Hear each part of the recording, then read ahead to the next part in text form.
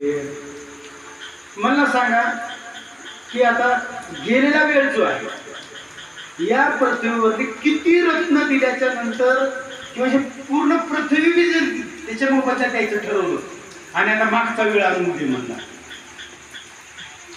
हे पृथ्वी आहे तेवढे सगळेच रत्न दिले, सर्व रत्नांना न लाभते म्हणजे पूर्ण या पृथ्वीवर असणारे रत्न आता हिरे माणिक काय काय काय काय असतील ते त्याच्यापेक्षा मी म्हणतो की 7-9 ग्रह त्याला म्हणतो की पूर्ण तुला देऊन टाकतो बाबा आणि मला मागे गेलेला वेळ आणून देता येईल. आणि त्याच्यानंतर नियती असं व्रता येन प्रमाद सुमहाहू म्हणजे पैशानं गुरु खरेदी करता येईल. एखाद्या वेळेस पैसे देऊन गुरु खरेदी करता येईल, पैशाने ग्रंथ खरेदी करता येईल की नाही? पोरं पुस्तक खरेदी करता येते, एखाद्या वेळेस गुरुला सुद्धा खरेदी करता येईल, पैशाने धन धान्य जमीन खरेदी करता येईल, पण पैशाने वेळ खरेदी करता येत नाही. म्हणून आणि निघून गेलेल्या वेळेचा व्यर्थ शोक करू नये. तेव्हा शिकले असते तर मी नोकरी लागली असतो, तेव्हा अभ्यास केला असतो तर आता नोकरीला झालो असतो, माझ्या बरोबरचा इथं कलेक्टर आहे, माझ्या बरोबरचा इथे SP आहे, माझा क्लासमेट कलेक्टर ऑफिस मध्ये आहे नोकरीला. होय बाबा आहे, पण तुझा मित्र असून तुला काय उपयोग आहे? त्याला ऑफिस मध्ये गेला असून काय खुर्चीवर बसली तर खुर्चीवर बसली काय? आता आमची तुकाराम महाराज मी गाडी घेतो असेल तर महाराज आमच्या गाडीत बसावतो, पण माझ्या खुर्चीवर बसू देईल का तिथे?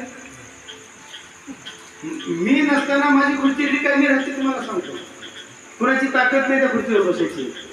जोपर्यंत मी मरत नाही किंवा जोपर्यंत मी रिटायर होत नाही तोपर्यंत त्या खुर्चीवर कोणी बसत. आठवडा प्रसंग म्हणून सांगतो. आमचे छोटे भाऊ बारामतीला आहेत, शरद पवार साहेबाकडे प्राचार्य म्हणून त्यांनी घेतलं भावाला. आमच्या आई वडील त्यांनी पदग्रहण ज्या दिवशी होतं त्या दिवशी आमच्या आई वडील सोबत गेले.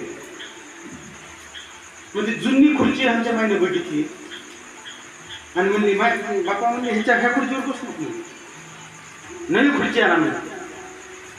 आता तिथे ही शब्द ऐकल्या पण म्हणजे ती खुर्ची लगेच एका सेवकानं उचललं आणि म्हणजे थोडे 5 मिनिट थांबवलं, पण 10 मिनिटाच्या आत नवीन खुर्ची आहे. आणि आमच्या भावानं स्वतः खुर्चीवर बसला नाही, अगोदर माईला बसवला, हळद कुंकू लावून पूजा केला, दर्शन घेतला आणि मग माय उठून बाजूला बसली. मग पुन्हा वडिलांना बसवला खुर्चीवर, वडिलांची पूजा केली, दर्शन घेतलं, आशीर्वाद घेतला आणि मग पुन्हा खुर्चीवर बसून कारभार करायला सुरुवात केली. आणि दरवर्षी आमच्या म्हणजे मंदिरावरती आई वडिलांच्या पूजनाचा कार्यक्रम असतो आणि त्याच्यामध्ये आमच्या मालकिनीचा खूप मोठा सिंहाचा हात आहे आणि ही परंपरा त्यांनी चालू केली आमच्या मालकिनीनं.